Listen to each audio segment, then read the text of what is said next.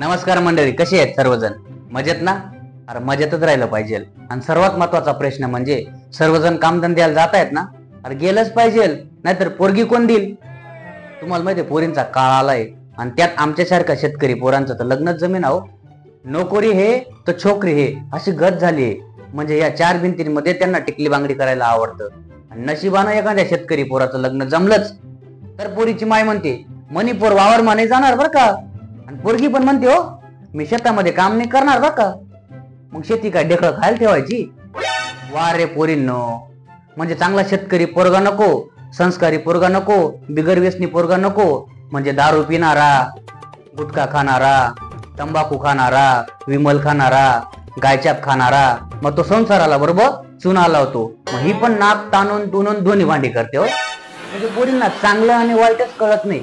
मायबापच्या विरोधात जाऊन love marriage करता, पळून जाता. अरे पण कोणासोबत? जरा चांगला पोरगा बघा ना. चालेल, काही काही पोरी तर लग्न पण ठरवून घेतात, बस्ता पण फाडून घेतात आणि ऐन लग्नाच्या 2 दिवस अगोदर पळून जात हो. अहो मोठमाय, तुला एवढी पळून जायची खाज होती मग अगोदरच पळून जायचं ना. आधी काय शेण खात होती? कशाला त्या बापाचा एवढा खर्च करायला लावला? कशाला त्या नवरदेवाचा एवढा खर्च करायला लावला? डोकं फिरत असाले हटी. म्हणजे माझा लव्ह मॅरेजला अजिबात विरोध नाहीये, फक्त तुम्ही चांगला पोरगा बघा. जर तुमची फार्मसी झाली असेल तर तुम्ही एखाद्या डिस्ट्रीब्युटर वाल्यासोबत पळून जावा. जर तुमची BCA MCA झाली असेल तर एखादा CCC क्लास घेतो, MSCIT क्लास घेतो त्याच्यासोबत पळून जावा. जर मुलीची वकिली झाली असेल तर जेस सोबत पळून जावा. आणि मुलगी जर सुंदर असेल आणि टाइमपास करत असेल तर आमच्या सारख्यांसोबत पळून जावा. जर मुलगी जर सिव्हिल इंजिनियर असेल तर एखादा बिल्डर सोबत पळून जावा. साले बिल्डर ठेकेदार राहू देतात आणि गवंडी सोबत पळून जातात. दिल दिया है तो ईड भी देंगे, साथ में प्लास्टर भी करेंगे, अशी गत झाली. म्हणून तुम्हाला सांगतो, तुमच्या प्रेमाला क्वालिटी राहू द्या, क्वालिटी. कारण समोरचा तुम्हाला खोट्या दुनियेत ठेवतो आणि त्या खोट्या दुनियेला तुम्ही खरं मानून घेतात. प्रॅक्टिकल राहण्याचा प्रयत्न करा. लग्न नसेल करायचं, बिंदास सांगून द्या मला लग्न नाही करायचंय, पण हे खोटे प्रॉमिस खरे होऊ देऊ नका.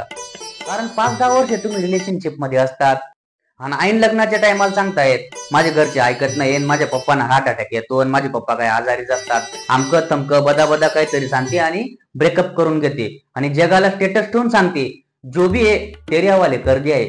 अगं बाई, तुझ्या घरच्या भांड्यानं सुद्धा नाव नाहीये आणि तू म्हणते जो भी हो तेरे हवाले कर दिया आहे. लोक फिरवता साले. कारण त्यांना असं वाटतं मार्केटमध्ये आम्हाला काय भाव आहे बाबा, काय किंमत आहे, म्हणून ते जेवण कमी आणि भाव जास्त खातात.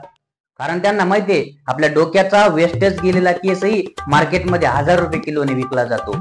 म्हणून त्यांचा मेंदू डोक्यात कमी आणि गुडघ्यात जास्त दिलेला असतो. अशा पोरींचं घरचे जबरदस्तीने कुठेतरी लग्न लावून देतात.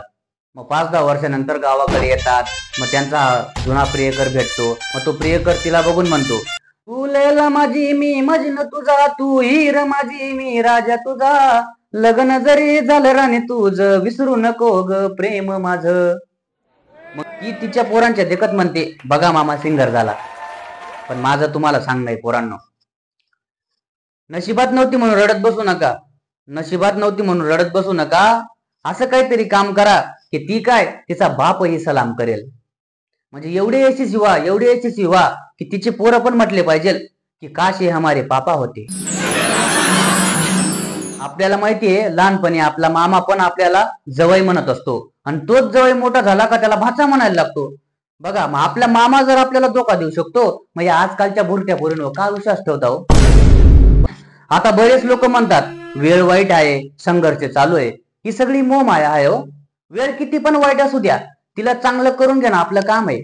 जर माझ्या शब्दात सांगायचं म्हटलं तर बायको जर काळी भेटली असेल तर तिला काळी माऊ म्हटलं पाहिजे. जर बायको जर प्रमाणापेक्षा गोरी असेल तर तिला भुरी माऊ म्हणा. त्यात काय, पण आनंदी राहा, बी हॅपी राहा. कारण हे भिकारी आयुष्य जगत असताना, सकाळ सकाळी पोटा पाण्यासाठी रोजगार हमी योजना राबवण्यासाठी जात असताना क्षणिक सुख का होईना पुढ्यातून एक गुलाबासारखं फुल निघून जातं. तेवढाच तो आनंद, बाकी जे आहे ते आहेच. तर धन्यवाद मित्रांनो. व्हिडिओ कसा वाटला तर कमेंट करून नक्की सांगा.